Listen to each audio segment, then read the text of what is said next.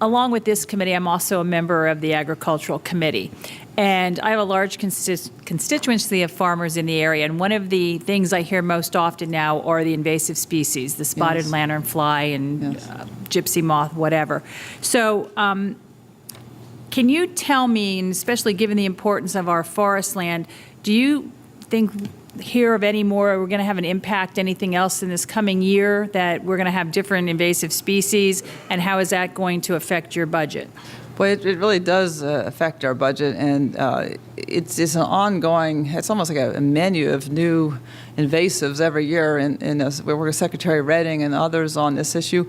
Department of Ag is the lead on spotted lanternfly, and its threat is, to the beer industry with hops, to the wine industry with grapes, the relevance to Valentine's Day here, obviously. But keeping that in from affecting the forest products industry of Pennsylvania is something we're really concerned about. We have a strong relationship with the forest products industry. We have a really strong forest pest unit, PhD level folks that are really experts in the whole Northeast, studying the issue and working with Department of Ag, trying to develop like wasps and things that will harm the spotted lanternfly. Similar to gypsy moth, you develop pests that harm the pest. The interesting thing that happened last year, there's a lot of bad things about the crazy flooding, wet year we had. One good thing is gypsy moths are down. The fungus and the growth and the moisture really knocked gypsy moths back for 1 year. But we have hemlock woolly adelgid affecting our state tree, the hemlock. We put a lot of money into hemlock woolly adelgid control. And emerald ash borer is all but wiped out our ash trees in Pennsylvania. Very sad. It's that one really hurt the timber industry.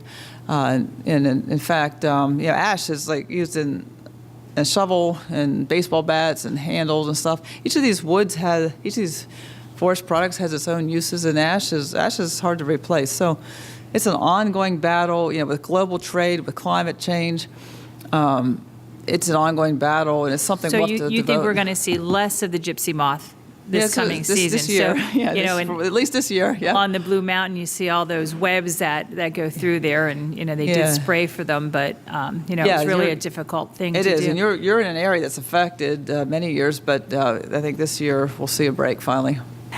How are you working with other departments like agriculture and I'm assuming with Penn State probably, are you looking for new ways? Are you helping them in any way to work on that spotted lanternfly issue or any of the others? I'll turn to John. John's our lead on, John Norbeck, our Deputy for Parks and Forests, our lead on spotted lanternfly in Department of Ag is convening a regular work group. John, can I add some to that? Sure. So the Department of Agriculture has put together a task force of a number of different entities, DCNR, of course, Department of Agriculture, USDA, Agriculture, and Penn State. And we're working together to identify where the pests are. We're also identifying host trees. And there's a tree called an ailanthus. It's a tree of heaven, which during the life cycle of the nymphs of the spotted lanternfly, they need this tree. So we're identifying in the southeast first as a primary target, and then looking at the rest of the state where these ailanthus trees are, so that we can go in, kill the female trees, and leave about 10% of the male trees there as bait trees, treat those with a systemic insecticide so that when the moths come out to their next instar, that they'll feed on that tree and then die. It's a pretty complicated thing.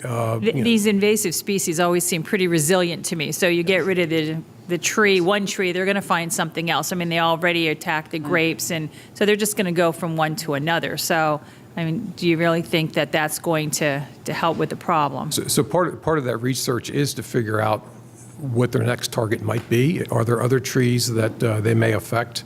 And I agree with you that insects are pretty adaptive, and this is a program. I don't think we're ever going to get rid of all the spotted lanternfly, but I think the activity that's being headed up by the Department of Agriculture is a good tactic to reduce the spread of the bug.